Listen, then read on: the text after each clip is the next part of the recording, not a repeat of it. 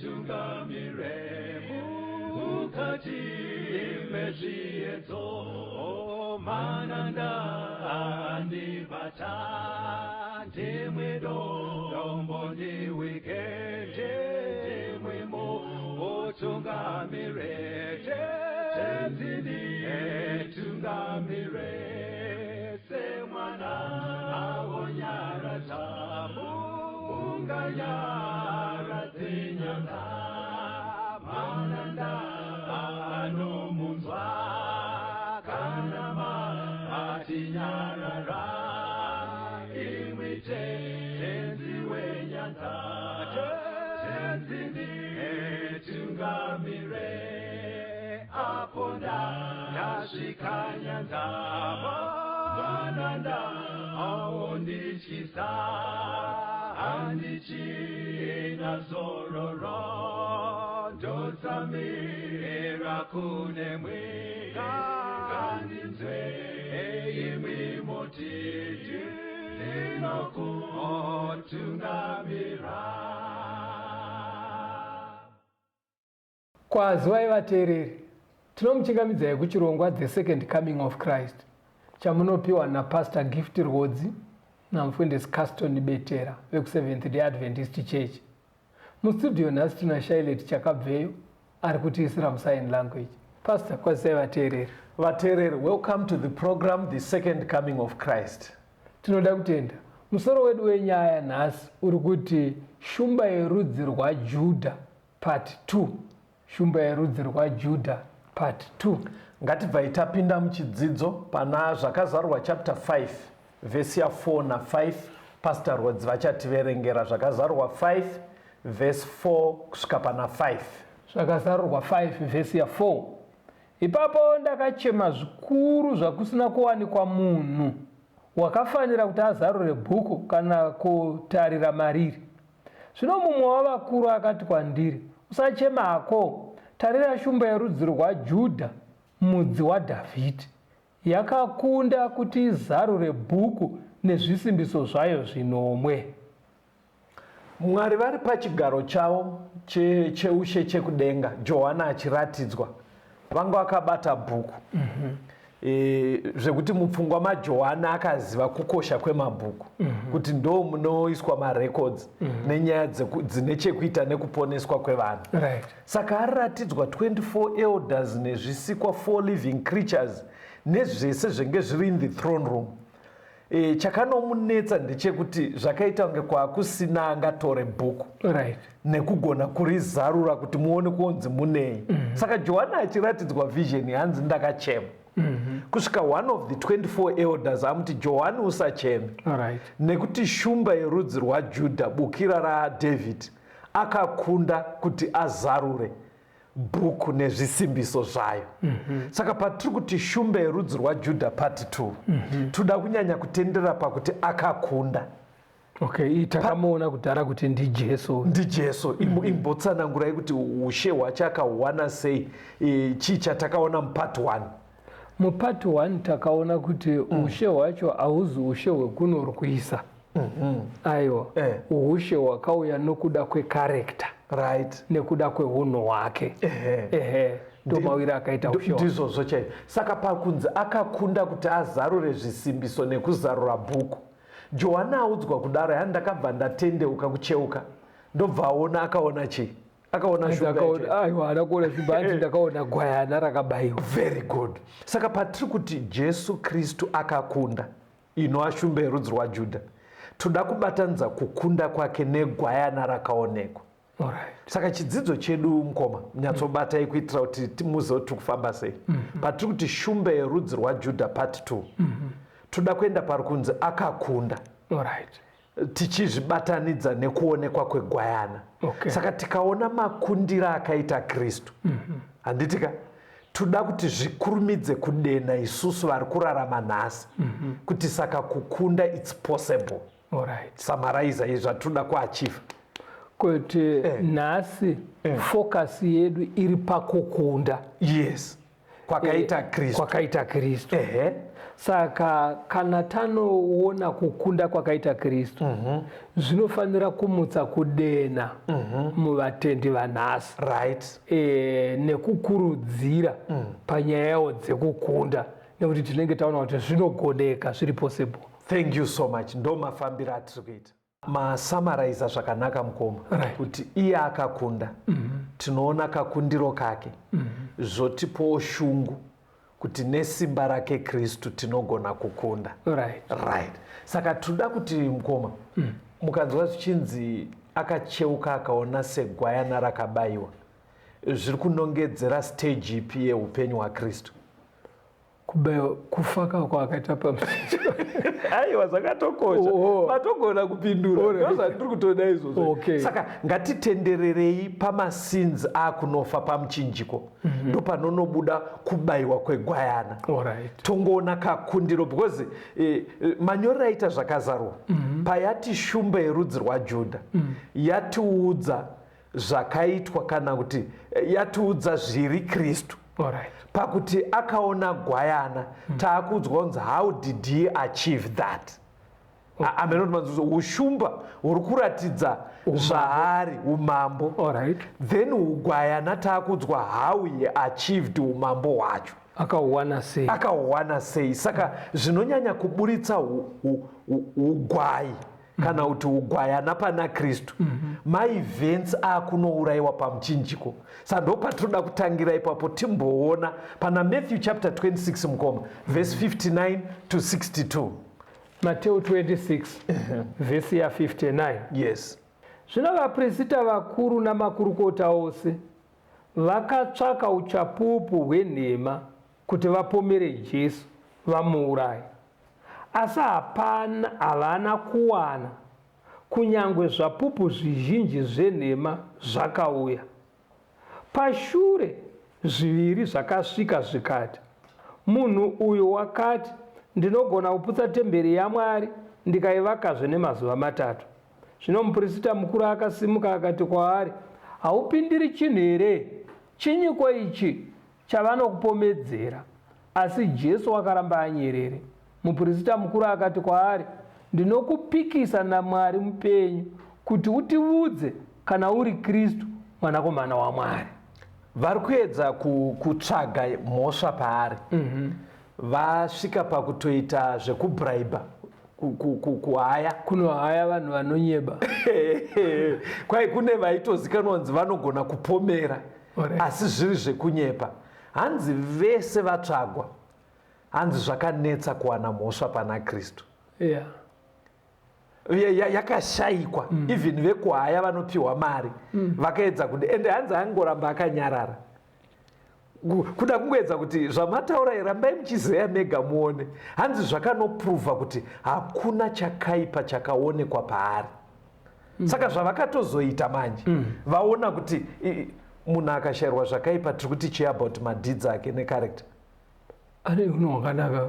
Ane unhu hwakanaka kureva kuti mabasa ake ari clean, hapana chipomero. Saka hanzi vakatozochinja ma-accusations.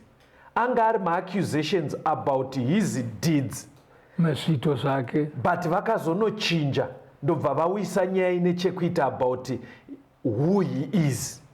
Vakutsvaga manje pakuti iye anombori ani. Ndopakunotsvagwa mukaipa. Because kumabasa kwashayikwa. Saka vakutozobvunza kuti iwe uri mwana waMwari here?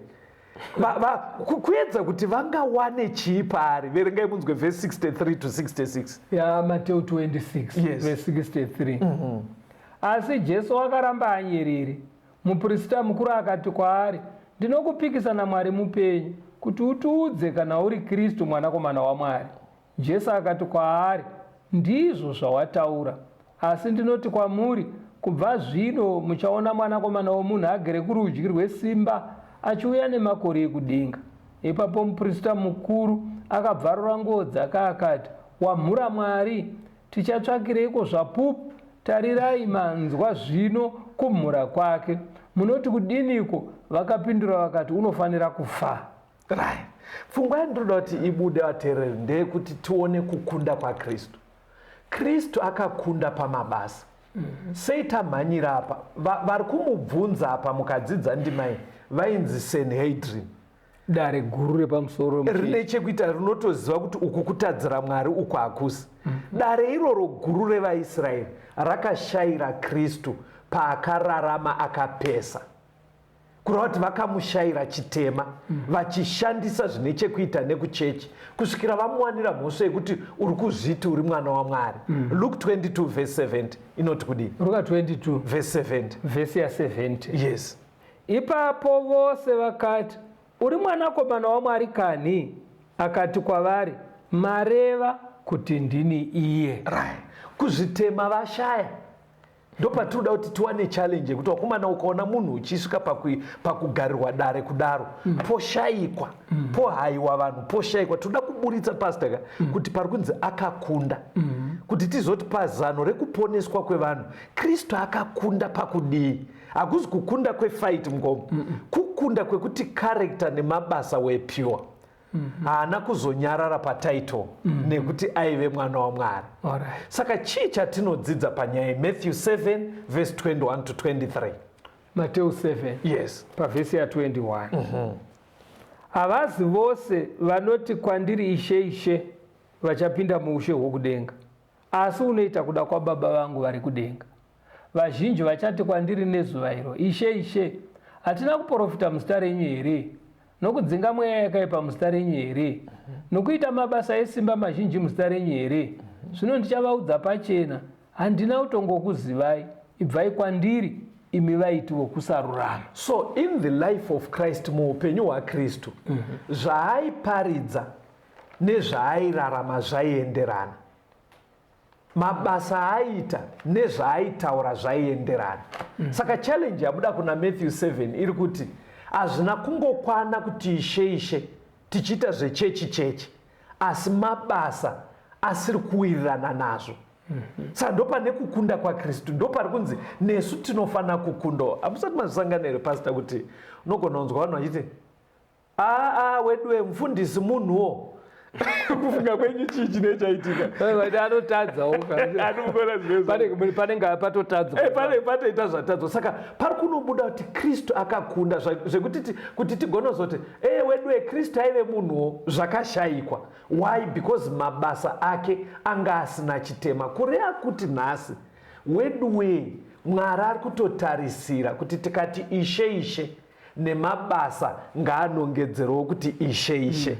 Our deeds and what we confess zvinofana kuenderana. Ndopfungwa inobuda pana James 2 verse 17. Ndaona mamuda kutaura, imboiverengai mozotaura. Jakobho 2 verse 17. Yes. Saizvozvovo nokutenda kana kusina mabasa kwakafa hako. Chitaura izvo mamuda kutaura, tiri papfungwa yekuti Mwari ari kutasira kuti tikunde in real life pakutorarama tichiita mabasa. Baba mangu ndipa vhesi nepfungwa yandachida kutotaura kuti ndo pfungwa inotaurwa naJames kuti kana uchinamata mabasa ako paunenge usina kupfugama pausiri kuparidza ngaapupure zvimwe chete nezvaunotaura. Exactly. Tikadaro manje tinoverengerwa pakukunda kunodiwa nedenga. Panonzi akakunda. Denga riri kutasira kuti hakurege kwakukunda kwekuti wagona kuimba kana kuridza ngoma muchechi. Ngakuve kukunda kwekuti zviri kureva shoko iwe uri kukunda nesimba raMwari kuzvirarama. Hani mazvoona ka? Saka pamabasa apa mukoma mirai timboramba tichitenderera pamabasa. Muone kuti pfungwa imwe iriko mukoma inenge yekuti wedwe hakuna asingatadzi. Denga nderevatadziri. Ndosaka Kristu akatifira. Pfungwa iyi nekakutaurika. But muchiona kuti Bhaibheri ukanyatsoriverenga rinenge rinokurudzira kakutoimprovha keunhu hwemunhu nemabasa, sezvandakaona kuna Peter mukoma. 2 Peter chapter 1 verengai verse 5 to 8. Vateereri, teererai munzwe zviri kutarisirwa kuti mutendi aita achikura achiwedzera. Zviri kutoratidza mabasa chaiwo anofanira kutova ari mabasa ari matsvene. 2 Peter 1 verse 5. Zvino nemhaka iyi muchishingaira kwazvo wedzerai kunaka pakutenda kwenyu, napakutenda wedzerai kuziva, napakuziva kuzvidzora, napakuzvidzora kutsungirira, napakutsungirira kunamata Mwari, napakunamata Mwari kuda vatendi, napakuda vatendi rudo. Nokuti kana mune zvinhu izvi zvichiramba zvichiwanzwa, zvichakuitai vanhu vasino usimbe navasingashayiwi zvibereko pakuziva Ishe wedu Jesu Kristu. Ani muri kuona kuti bhaibheri ndo zvari kutotsvaga kwatiri vatendi. Hanzi wedzerai muramba muchikura mavanhu akanaka, maakuzvidzora, maakutsungirira. Hanzi pazvinoramba zvichidaro mabasa akanaka achiwanikwa aya, ndo panotori nekukunda kwedu, sekukunda kwakaita Kristu. Kuzvidzora kudii pasi? Kuzvidzora pane pekuti mamirire zvinhu anogona kunge achikumanikidza kuita chimwe chinhu, right, asi iwe unoti handisi kuita. Ndokuzvidzora. Kuti uri patimu rakabata doro vese, iwe uri kuziva kuti shoko raMwari haridi mutenda anonwa doro, wogona kutoresist, kutoti akwete. Ndokuzvidzora.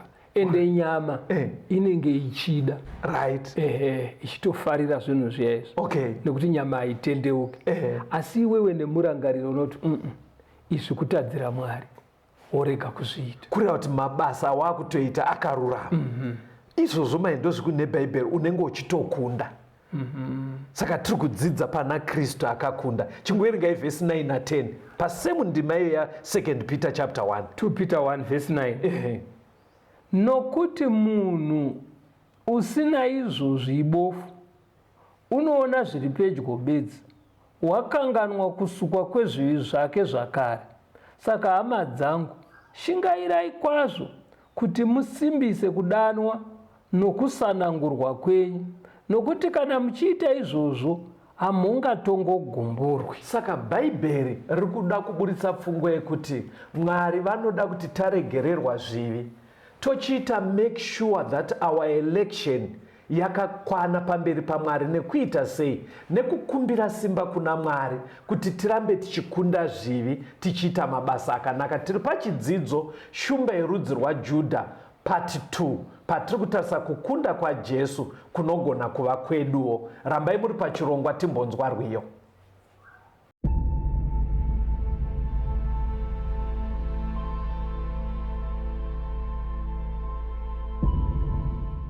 Nomutewera kweseko ndatidza kumusimbira, ndotondera kundifira pamchinjiko weKalvari. Jesu wanditungamira rwendo rwesingu wadzese, ari shamwari yeini ndinotondera Kalvari.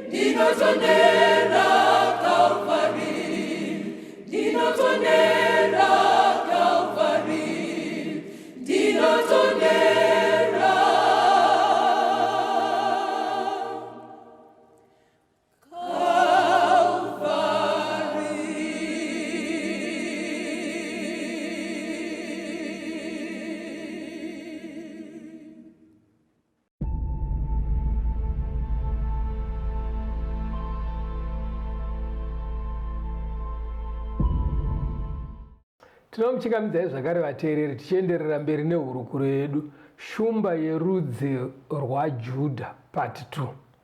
Ndoda kuti mutange maverenga pari kubva nyaya yekuti shumba yerudzi rwaJudha.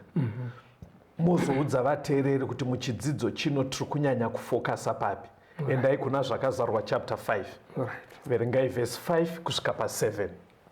zvakazarurwa 5 kubva pavhesi ya5. Zvino mumwe wavakuru akati kwandiri, usachema hako. Tarira, shumba yerudzi rwaJudha, mudzi waDhavhidhi, yakakunda kuti izarure bhuku nezvisimbiso zvayo zvinomwe. Zvino ndakaona pakati pechigaro choushe nezvisikwa zvipenyu 4 napakati pavakuru, gwayana rimire, rakaita serakabayiwa, riine nyanga 9 nameso 9, iri mweya 9 yaMwari, yakatumwa kunyika yose. Iro rikauya rikatora bhuku muruoko rworudyi rwaiye wakanga agere pachigaro choushe. Right, taura itinzwa. Padapa taona kuti iri kunzi shumba yerudzi rwaJudha. Yes. NdiJesu Kristu. Anonzi iye Johani paakanga akutsvaga kuti aone shumba yacho, akaona gwayana rakabayiwa. Saka kuti shumba kureva umambo, ndimambo Kristu. Yes. Asi kuzonzi gwayana kwakutsanangurwa masvikiro aakaita paumambo. Thank you. Akauya nenzira yegwayana, ndo makundiro aakaita. Saka chidzidzo chedu chakanyanya kunanga pamakundiro akaita Jesu. Tiri pamakundiro acho tabva tatoti toda kunyanya kutsvaga panonobuda ugwayana hwake. Ndobva taona kuti ugwayanaka sezvaitwa makwayana aiurayiwa mutemberi, iye paanenge akufa paya paKalvari, tiri kutenderera just before Calvary tione ugwayana hwake. Tikaona kakundire ikako sezvataura mufundisi, kanobva katidenhawo kuti nesimba raJesu iroro tinogona kukundawo. Saka toda kutomboona kukunda paarea yechivi kuti munoona kuti chimukoma. Bhaibheri rikatiudza kuti shumba yerudzi rwaJudha akakunda kuti azarure zvisimbiso. Hapana angaite nharo, because one wema24 elders ari kutaura vari kudenga. Tinogona kungoti kotogoti hanzi akakunda, but toda kumboona kuti ari panyika zvinopupurika here kuti murume uyo anga asina chivi. Mukunzwa pfungwa yangu kuti mimi vekudenga pavakataura ichokwadi, hatina doubt. Asi toda kumbobvunzawo vepanyika. Exactly. Sekunge muri kuti pamazuva aifamba panyika kuti vaitiwo pamusoro pake. Saka ngatitotangirai akunofa, akunoita gwayana wacho, timboona kuti zvingapuruvhike here zvishuwa kuti muchinda uya anova Kristu haana kumboita chitema.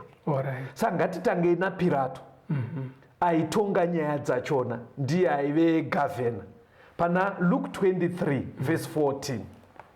Luka 23 pavhesi ya14. Yes. Akati kwavari, mauya kwandiri nomunhu uyu muchiti unotsautsa vanhu. Tarirai, ini ndamubvunzisisa pamberi penyu, ndikasawana kumunhu uyu mhosva yezvinhu zvamunomupomera nazvo. Right. Panapa tamboona achiedzwa nedare rekuchechi. Vashaya. Right. Because vekuchechi kazhinji vanenge vachitsvaga zvine chekuita nemitemo yaMwari yemubhaibheri. Zvinana usaite upombwe, usatyora sabata, kudza vabereki, usabe. Sanhedrin Council takatarisa kushoko raMwari vashaya mhosva. Takuna gavhena wekuti pamwe haaziva hake zvekuti usaite upombwe, pamwe haazvizive, but anoziva mitemo ine chekuita nekugarisana. Ari kuudza vauya naye kuti imi murume uyu mauya mukaedza kutaura, ndamuongorora muripo, kwete zviri private, ndashaya mhosva kwaari. Kureva kuti pamastandards edu emunome echiroma macherechedzero atinoita nyaya murume haana mhosva. Because he was a Roman Pilate. Ari kuti murume haana chi, whether vangade kutaura yetrizoni, vangade kutaura yekuti akazombopaza gadhe ramainingi, kuti akabira mainingi mango, kwese ikoko kune chekugarisana. Uyu pamitemo yaishandiswa pasi rese, Roman law, ari kuti ndashaya mhosva. Inotsinwa pana John 18. Endai John 1:18 verse 38. Johani 18 pavhesi ya38. Pirato akati kwavari, zvokwadi chinyiko? Akati areva izvozvo, akabudirazve kuvaJudha akati kwavari, ini handiwani mhosva kwaari. Saka akazombomutora zviri private, Alright. ndobva apinda naye mune imwe room. Iwe shamwari, chiri kunyatsoitika ndiudze. Saka naJesu, ini ndakauya kuzopupura zvokwadi. Alright. Iwe chaunoti zvokwadi chii? But asati apindurwa kudaro, akanyatsona kuti katauriro kari kuita murume wega, akabva asiya asati apiwa hanza kweseni iri hanging. Ndobva abudira panze pane vanhu zvikanzi varumeka, munhu Haana mhosva kuti. munhu haana mhosva. Muhedheni uyu ari kupupura kudaro. Hatichiendai pana Herodhi. Herodhi, vateereri, anga ari muduku kuna Pirato pazvikundla, nekuti Herodhi ainotonga area inonzi yekuGalili. Anga ari toti kudiko provincial something wearea yekuGalili. Saka pari kuitika nyaya idzi, yaive nguva yePassover, naiye anga auyawo kuJerusaremu, ndokwaiva kucapital city, pari kutongwa nyaya idzi. Saka Pirato paakabvunzwa kuti, nhai mwarume, murume wamwaya naye kumusha kwake ndekupi? Zvikanzi aiwa ndiwo kuNazareti kuGalili. Zvikanzi aiwa hazvinetseka, mukuru wekuGalili ari muno, chimboitai ambomunzwa chinyaya yachona. Saka akaendeswa kuna Herodhi. Alright. Herodhi haana chaakawana, ndobva amudzosera futi kuna Pirato. Chinzwai Pirato achitaura futi mushure mekunge Jesu amboendeswa kuna Herodhi adzoka kuna Pirato. Luke 23 verse 15. Luka 23 pavhesi ya15. Yes. Kunyangwe naHerodhiwo, nokuti wamudzosera kwatiri, tarirai hakune chinhu chakaitwa naye chakafanira rufu. Imbotaurai pastor, tiri kuongorora kukunda kwaKristu. Kunoratidza kuti ndiri gwayana, because parotobuda kukunda chitema zvichivherifaiwa nemuhedheni. Taurai tinzwa. Saka Pirato ari kuti inini ndashaya mhosva pamurume. Chero patambomutumira kuna Herodhi, kwanoshayikwa futi mhosva.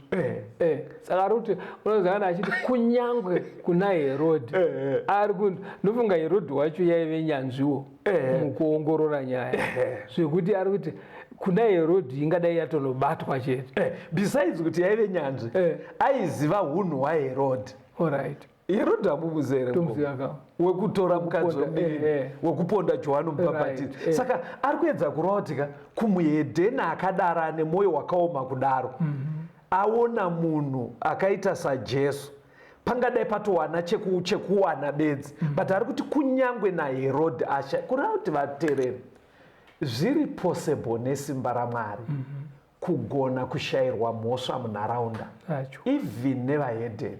Ngatishingairei kudaro. Even vekuchechi ngavakushayire mhosva, vahedheni vokushayira mhosva. Matthew 27 verse 19. Verengai mukoma. Mateo 27 verse 19. Vhesi ya19. Zvino wakati agere pachigaro chokutonga, mukadzi wake akatumira kwaari achiti, usava nemhaka nemunhu uyo, wakarurama, nokuti ndatambudzika zvikuru nhasi pakurota nokuda kwake. Uyu amukadzi waPirato ari kupupurawo kuti Jesu akarurama. Vanhu ava vanombenge vaita mukana wokuenda kuchechi. Chii chiri kuitwa naMwari apa ngoma? Mwari ari kuda kungoburitsa pachena kuti pakurarama Jesu anga asina zvipomerwa. Thank you. Saka muri kuona here vateereri kuti ichokwadi chataurwa nazvakazarurwa kuti akafanira kuti azarure bhuku. Muri kuona kuti Jesus is a cut above all humanity. Ndaisa nechirungu kuti Jesu kana achinzaniswa nevanhu vese iye ari nani kwavari vese, kuvapfuura vese. Because hatidi kuti zviite kunge zvinonzi Johani paaratidzwa zvikuitika kudenga iite kunge nyaya yekuchesitirana yaMwari nemwana wavo, kuita kunge vari kuchesitirana kuti chaMwari iwewe ndichatozongodeclare kuti wakafanira wozovhura bhuku. Kuva mutongi kwake, kuva shumba kwake, ari kukuachivha kuburikidza nekuva gwayana. Ari kuachivha nekushayirwa chaanopomerwa, karekta yake yenge isina chitema. Vanhu vese vari kupupura kudaro. Hatione mumwe akapupura. Luke 23 verse 47. Luka 23 pavhesi ya47. Yes. Ipapo mukuru wezana wakati aona zvaitwa akarumbidza Mwari achiti, zviro kwazvo munhu uyu wakanga akarurama. Apa manje mukoma ndoda kuti munyatsoziva zvaiitika. Pirata akazoita mbwende, atoona kuti munhu akarurama, akazonyepera kuti ndipei bheseni remvura kwaakugeza maoko, zvikanzi inini handina mhosva neropa remunhu uyu. Hanzi aifunga kuti kaekti ikako kachikachisidzira vaJudha. Hanzi vakabva vati ropa racho ngarive patiri nevanhu vedu. Saka akabva asarenda Jesu kumauto echiRoma, ndobva vambomurova mukoma nekumundundurudza vakuenda naye kunzvimbo yavainomurovera. Saka ari kurohwa achiendwa naye munzira muya tiri kungomhanya, akasangana nevamwe vakadzi vaive chechi. Pavaiona achirohwa vaibatikana, vainzwa hura kusimuka, votanga kuchema. Hanzi Jesu akatombowana nguva yekutaura navo, iye aisachema. Zvikanzi mumakundo eJerusarema musacheme inini, zvichemei imi nevana venyu, kana zvichidai pamuti munyoro ko kuzoti pamuti wakaoma. Handobva aendwa naye apa muchinjiko paya. Hanzi vakatanga kutamba makasa kuti vagovane hembe dzake, vachitamba makasa kuti vabvarure hembe dzake dziya idzi. Vamwe masoja ndobva vauya vakamubaya neparutivi. Hanzi vamwe vaidedzera kurodhi vachiti, waizviti unoyu, waizviti hauiteka, zvakuwana vachitukirira. Saka hanzi zvese izvi kubvira paasarendwa naPirato kusvikira aroverwa zvaive mumaziso nemukuru wemasoja. Saka haana chaakataura. Hanzi vapa muchinjiko paya kwakaitika earthquake. Zuva ndobva rasviba for about 3 hours. Ndopaazotaura mashoko aya. Chii chamungakomende pasi? Chazoti zviro kwazvo uyo anga ari munhu akarurama. Chii chiri kuitika? Uyu mukuru wamasoja uyu anoratidza kuti anga ari munhu agara munyaya idzi dzekurovera vanhu zvokuti aiona vamwe vairoverwa nezvaiitika vamborohwa, achinyatsoona kuti kana paine nyaya dzaibva dzaonekwa. But pane uyu vamurova marovero avaisita ane nyaya, anoita kuti munhu ataure nyaya. Iye akangonyatsoona kuti apa tangoroveswa hedu munhu, but munhu haana mhosva. Saka akabva azotaura. Ndo humwe huchapupu futi hwatiri kuwana hwomunhu asingaende kuchechi, ari kutaura kuti ashuwa pakutaura chokwadi chaipo Jesu anga asina mhosva, because ajaira kuti anga ajaira muchinda kuti pakaita vanhu vari kusympathiza naari kunoroverwa, anosympathizwa naye kazhinji anobva ati ngatingozvisiyirai Mwari, ngatingozvisiyirai Mwari, muri kuona zvandiri kuita. But ugwai hwaKristu, ugwayana hwakanyanya kubuda apa. Because pavaita zvese zviyachitukirira, ane mamwe mashoko akatotaura kari pamuchinjiko, zvikanzi Baba varegererei. Saka tiri kuti kukunda kuri kutsvagwa kwatiri vateereri hakusi in just mabasa akanaka, kuri how you behave when you are in hardship, how you behave when you are suffering, how you behave kana vanhu vari kukutukirira. Zvaunongoita exhibit zviya unofana kukunda, because izvozvo mukomaka zvaitonongedzera pakarekta yaKristu kuti munhu uyu mutsvene. Because kune vanhu vari vatsvene aenda kunoona vanhu kuchipatara, iaction aenda kunoona vanhu vari kutambura achivapa chikafu. But kwoita mumwe munhu waunoona kuti chiKristu changa chaakutiza paanga ari panguva yakaoma, afirwa kana kuti aine nzara. Saka Kristu mukurohwa akakunda, mukutsvinyirwa akakunda, mukubvarurirwa hembe akakunda, mukurohwa kwekuti aburitse nyaya yavaifunga kuti akahwanda akakunda, mune vaitomuchema akagona kuratidza kuti inini ndiri gwayana akavanyaradza. Zvakadaro zvekuti muhedheni musoja wechiRoma akapupura akati uyu murume anga akarurama. Saka kukunda kwaKristu kuya chidzidzo chiri kuti kunogona kuva kweduwo. Samara kune vamwe vanoti kana akanga aiswa pachomani kana pakweba toti akaiswa pakona unonzwa umwe kuti mauda kutidzorera kwatakabva.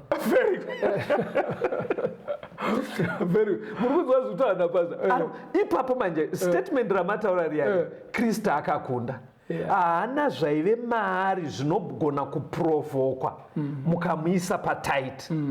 There was no sin in him yekuti inoda kusvinwa kuti ibude aive gwayana raMwari risina charinopomerwa. Rambai muri pachidzidzo chedu chekuti shumba yerudzi rwaJudha part 2 timbonzwa rwiyo.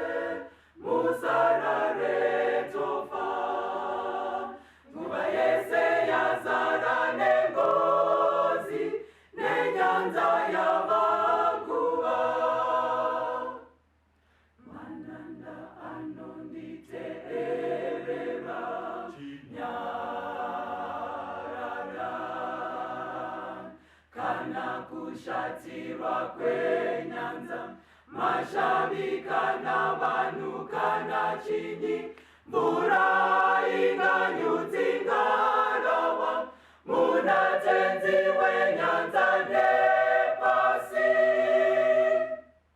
zvese zvichanditeerera nyarara nyarara zvese zvichanditeerera nyararani tenzi nemweya norwadza nokutama kunemi moyo wangu unotambura mukamundiponese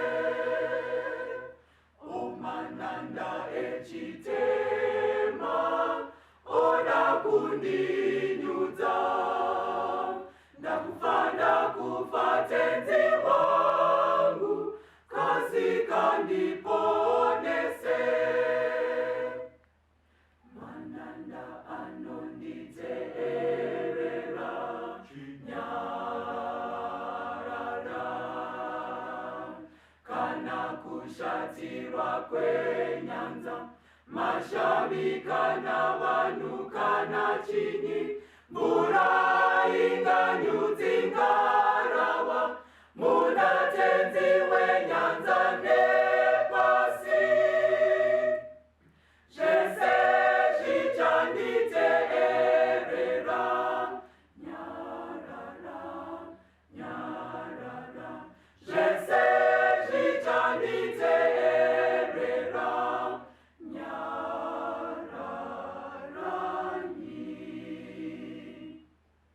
tenzi kutya kwazopera zvese zvazozorora nenyanza yazoteramira negarazova pedyo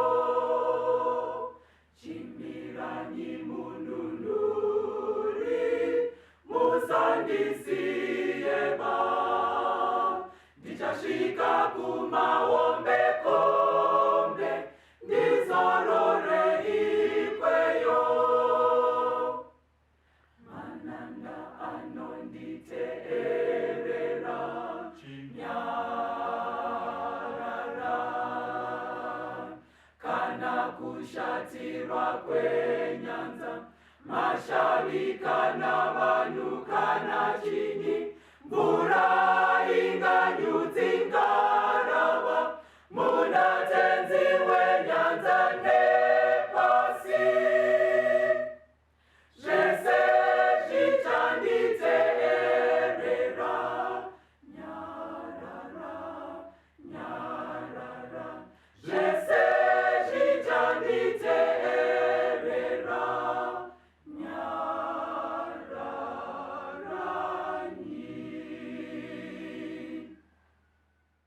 Tinomuchingamidzai zvakare vateereri, tiri kuenderera mberi nehurukuro yedu. Shumba yerudzi rwaJudha part 2. Tiri kunyanya kutarisa chii muchidzidzo ichi mukoma? Tiri kunyanya kutarisa makundiro akaita Jesu. Handitika. Kuti maari makanga musina chitema. Taona mumwe muenzaniso kumashure mukoma. Pakukunda chitema apa imbondibatsira maybe taurai nevateereri. Kuti maari manga musina, hapana chaachipomerwa chakawanikwa paari. Mukoma, upombwe hunokundika here? Aiwa, nditori serious, musandiseke mukoma. Ndinotoda kutotaura zvinotobatsira vateereri chaivo. Tina vateereri chaivo vari kutoita zvechechi, but area yeupombwe vanotofunga kuti, unotonzwa dzimwe nguva vanhu vakutaura kuti Mwari achatozongonawo zvekuita wedwe. Zvinokundika here mukoma? Zvinokundika kasoni. Chinoda kungonzwisiswa nevateereri ndechekuti hapana anokunda nepfungwa dzake nesimba rekuberekwa naro. Tikaenda kuna Jesu kuti ndiri kuda kukunda paarea ishi, tinopiwa simba semakundiro aakaita iye. Kutoti auye kuchechi iye zvino ari kutorarama neupfambi, ndopari kubva mari, haatouye. Taurai zvinhu zvinonyatsoita pastor chishandisa simba raMwari. Panogona here kutouya munhu okunda? Unoziva sei ndiri kukubvunza? Ndaona kuti shumba yerudzi rwaJudha Kristu pachidzidzo chatakaita part 1, mudzinza maakabva ndo munana Judha, nana David nana Rakabi. Onzi akakunda. Watozvipindura. Ndakuda nhasi mukoma. Munhu ari kutorarama ndozvaanotorarama nazvo, itori pfambi. Chandiri kuti wazvipindura waona kuti chii? Kuti pawati mudzinza macho ndo munana Rakabi. Rakabi chaitwa yechifeveka. Vana Maria uyo weMagadhara dzaitwa pfambi. Anditowazvona. Saka plus pfambi dziriko mazuva ano dzakatochipa pane dzidzi. Because ukaona munhu akuita pfambi zvekupedzisira autodedzwa nezita reguta maanoitira chipfambi. Kurodza kuti vanhu vesongo vachiziva. Iye zvino dzichiri kutowanda. Vamwe vacho anogona kutochinja kumeso kuti usiku munotadza kuziva ndiye mwana womaraini. Kurodza kuti achiri kunyara vati Mary. Kuti kusvika wakunzi Mary pfambi yeMagadhara, kutoita senemu yekuaitira ufambi hwake. Ndangoti mupataure because tiri kutenderera pakukunda mukoma. Aiwa, zvinokundika. Handiti? Zvinokundika vatendi. Mwari anotipa simba rakadaro. Pana Luke 23 toda kuona mumwe akapupura kuti murume uyu akachena. Verse 41. Luke 23 pavhesi ya41. Kana tiri isu takaitirwa patakafanirwa napo, nokuti isu tinopiwa zvakafanira mabasa edu, asi uyu haana kuita chinhu chisakafanira. Mumwe mutadzi akaroverwa pamwe chete navo uya. Uyu mutadzi uyu inini handize mukoma kuti akamboatenda chechi here, kana kuti pane sevhisi yaakamboatenda asati asungwa, kana kuti kutanga kuonana apa. But ukaona munhu akuti shamarika siyana nemuchindo akarurama, isi tine nyaya dzedu, itestimony iri pachena. Muri kuona here kuti matestimony achabva kupi? Vasanhedrin yarambayo kupupura asi yashaya. Pirato ashaya. Herod ashaya. Mukuru wezare wehondo wemasoja ashaya. Mukadzi waPirato chaiye atozevezerwa naMwari kuti munhu akarurama. Ezvinombabva pamuchinjiko iri kuti munhu akarurama. Zvabva zvandifungisa kune vari kuenda kuchikoro, vana vechikoro. Aminoti zvinogoneka here? Unogona kungozvipawo challenge, tomboti muklasi menyu muri kuitwa musikanzwa muklasi. Ticha obva auya oti ndiri kurova munhu wese. Zvingagoneka here kuti klasi yese ibva yati setirove hedu, asi uyu musiye hapo. Ndozviri kuita mbavha iyi. Iri kuedza kureva kuti isusu ngatirowe hedu, but uyu pamisikanzwa. Kupupurirwa kwakadaro kunogoneka even muri vana vechikoro. Imwe testimony. Ezvinezvi toda kuona matestimony kubva kuvanhu vairi, havanogonoita vatatu, vaifamba naye day to day. Apa taachingoona vamwe vasinei naye vatatanga navo ndo vatachitarisira kuti vaigona kutaura zvakaipa because vanga vaine vasinganamati. saka toda kutanga najohn mudzidzi waJesu munomuzeya ikaka uyu wekunyora zvakazarurwa kana wakanyora zvakazarurwa inzwai zvaanotaura pana 1 John 3 verse 5. 1 John 3 pavhesi ya5. vhesi ya5. Munoziva kuti iye wakaoneswa kuti abvise zvivi, maari hamune zvivi. Right. Izvi mukomaka zviri kutaurwa nemunhu aifamba naJesu masikati vari vese manheru vari vese. Right. Johani ndiye mumwe wevadzidzi vekutanga kufamba naJesu. Right. Ana Johani vakatanga vari vadzidzi vaJohani mubhabhatidzi. But pakauya Jesu kuna Jordani achibhabhatidzwa, Johani akabva anongedzera akati, varumeka, ini ndaifanokura nzira. Iro ndo gwayana raMwari chairo achinongedzera Jesu. Saka ana John nekuda Mwari, kushingaira kuda kunyatsoziva zano raMwari, vaitoziva kuti ukanzwa panzi gwayanaka, vakabva vasiya John. Ndobva vatanga kuteera Jesu, zvekuti musi wekutanga chaiwo pavaiteera vaishaya kuti vomuti semira here. Vaingoteera vari mumashure kusvikira Jesu anzwa kuti kuno vanhu vari kuteera mumashure, bva achoka zvikanzi muri kutsvagani, zvikanzi naise munogara kupi mudzidzisi, zvikanzi uyai muone. Ndo pakatanga John kubva. Chandiri kutaurira izvi mukomaka, ndoda kuti muzive kuti John haasi munhu azongoita 2 weeks naJesu. Munhu akafamba naye almost every day. Ndiye ari kupupura kuti muna Kristu hamuna makachena, clean, hapana chitema. Akakunda. Tiri kuramba chidzoka pakuti akakunda, because bhaibheri pariri kuzoti akakunda kuti azarure bhuku nezvisimbiso zvaro. Ende takaona kuti mubhuku imomo mune nyaya dzine chekuita nekuponeswa kwedu, ingave nyaya dzemazita evanhu zvese. Saka zveshuwa panoda munhu ane quality kana kuti anoqualifya kuti adaro. Ende qualification homberi kudiwa icharacter iri sinless. Saka Jesus is qualified because vese vari kupupura kuti haana chakaipa maari. Taudaenda pana Peter. 1 Peter 1 verse 19. Peter ndaona mamuda kutaura mozotaura.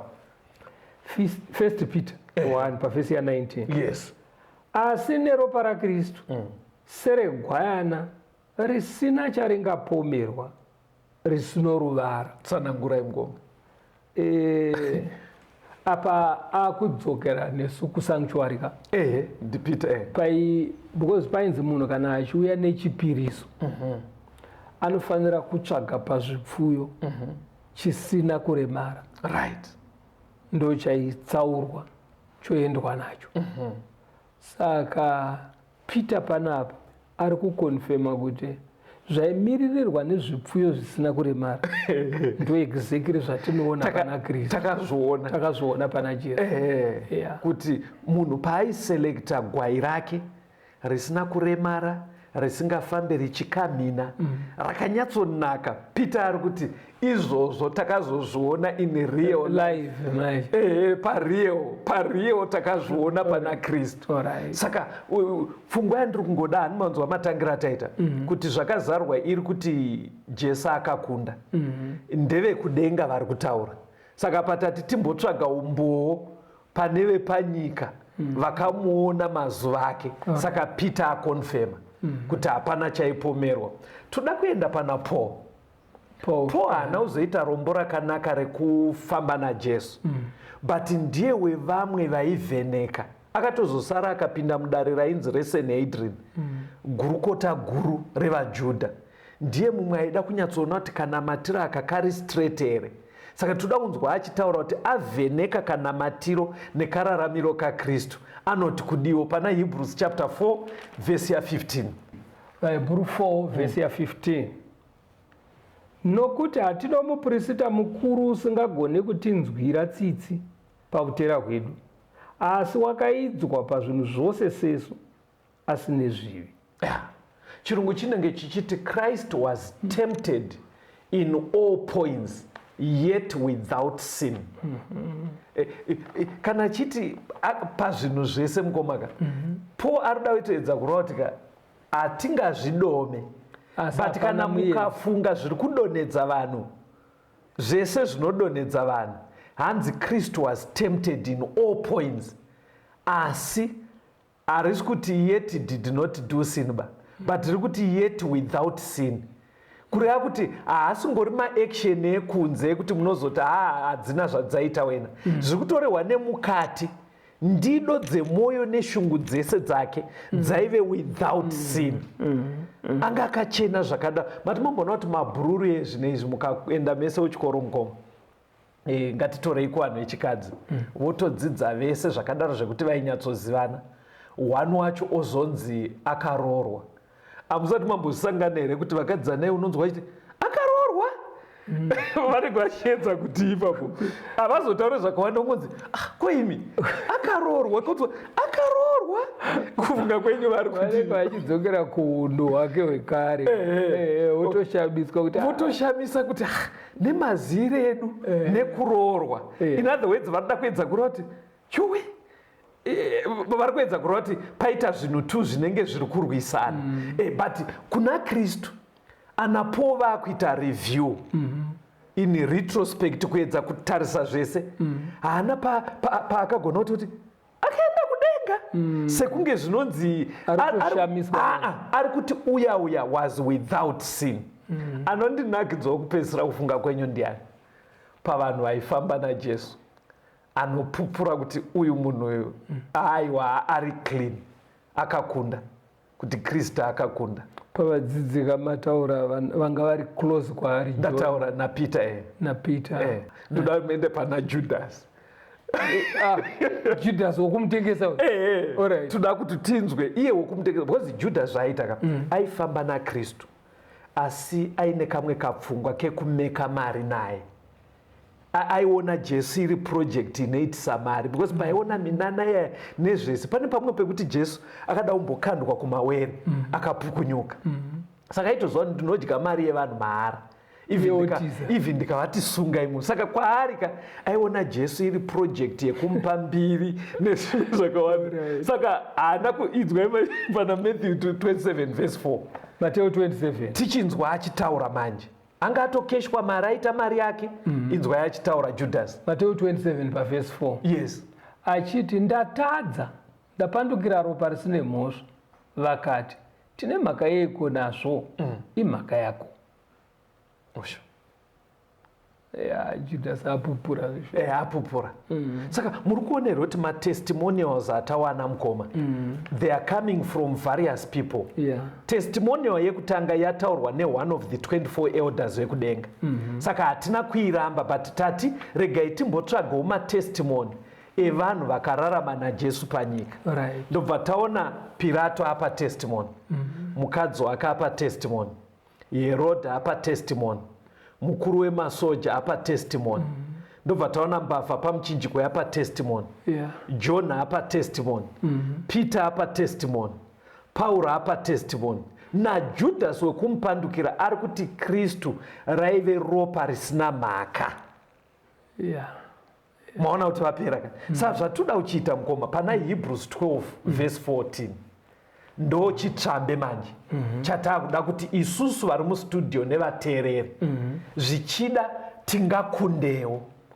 Because zvidzidzo pazvinoya mukomaka hazvisi zvekuti tingoti hei Kristu aive mawani akakunda muchinda we, aisa Mwari haadaro, anenge aida kuti atotiratidza zvaari kushuwirawo kwatiri. Hebrews 12 verse 14. Hebrews 12 pavhesi ya 14. Tsvakai rugare navanhu vose noutsvene, nokuti kunze kwawo hakuno munhu uchaona Ishe. Mwari ari kutoti it's not possible kuponeswa utsvene husipo patiri. Besides utsvene ari kutoti tsvakai rugare nevanhu vese. Munozva kuti ndadirei perugare?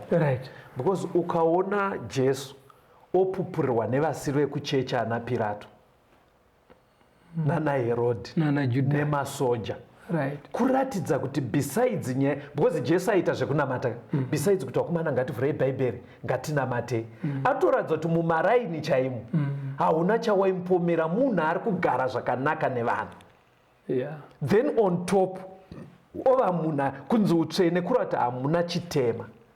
Kurudzirai vateereri muwape phone number pastor. Tatiri muchidzidzo Shumba yerudzi rwaJudha part 2, tichitarira kukunda kwakaita Kristu. Akakunda zvakadaro zvekuti mamusina chitema. Saka even right now anodhizeva kubata madocuments, mabhuku ekudenga ane madetails eruponeso rwevanhu vese. Taurai nevateereri. Nyaya yabuda apa vadikani ndeyekuti kukunda kuri possible, zvinogoneka. Hatiendei kuna Jesu, ndiye tsime racho resimba rekukunda. Hapana chisingakundike. Nokuti tanzwa kuti akaedzwa pane zvese.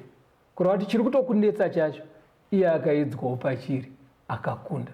Saka anenge achingoti uya kwandiri ndizokupa resipi yacho kuti zvinokundwa sei. Tokunda muupenyu hunohu. Kana auya tozotorwa toenda kunonogara vakakunda. Saka kukunda kunogoneka. Mwari vatigonese, Mwari vatibetsere. Tinotenda nekuva nesu pachirongwa. Tibatei panhare dzinoteera, tirambe tichifamba pamwe chete. 0716 452 086 0716 452 086. Mwari vave nemi, tigosangana muchikamu chinotevera.